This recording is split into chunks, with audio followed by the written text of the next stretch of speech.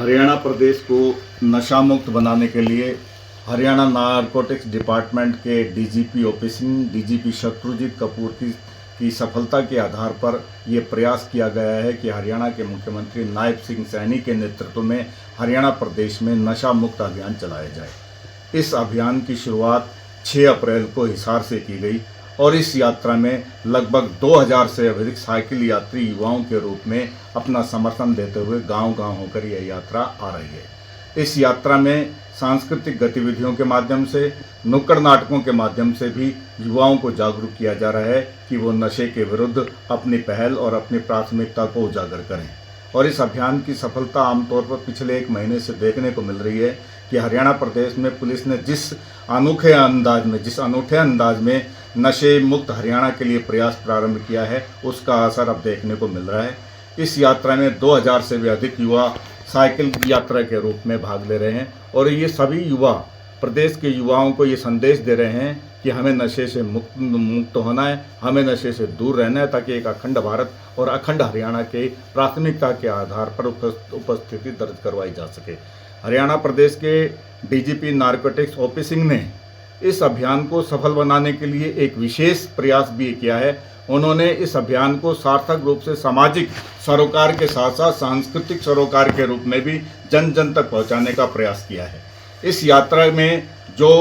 सांस्कृतिक दल इस यात्रा के साथ 20 साइक्लोथॉन यात्रा के साथ जो चल रहा है, वो रागनियों के माध्यम से, नुक्कड़ नाटकों के माध्यम से युवाओं को संदेश दे रहे हैं कि हमें नशे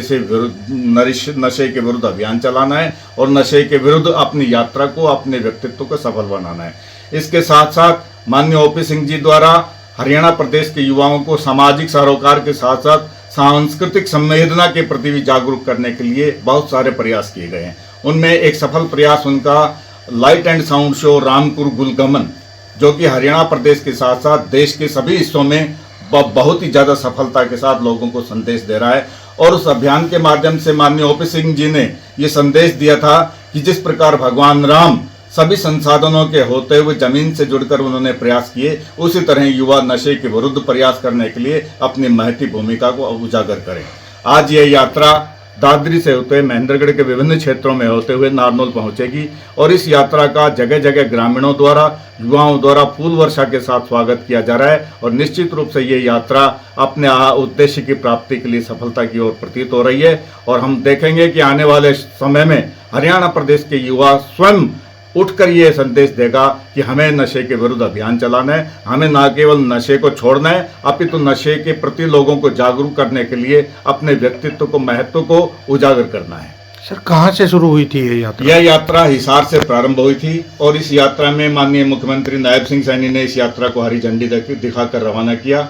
और इस यात्रा का अंतिम पड़ाव 27 अप्रैल को डब्बावाली में होगा। और इसके साथ साथ नारकोटिक डिपार्टमेंट ने एक और अहम योजना प्रारंभ की थी,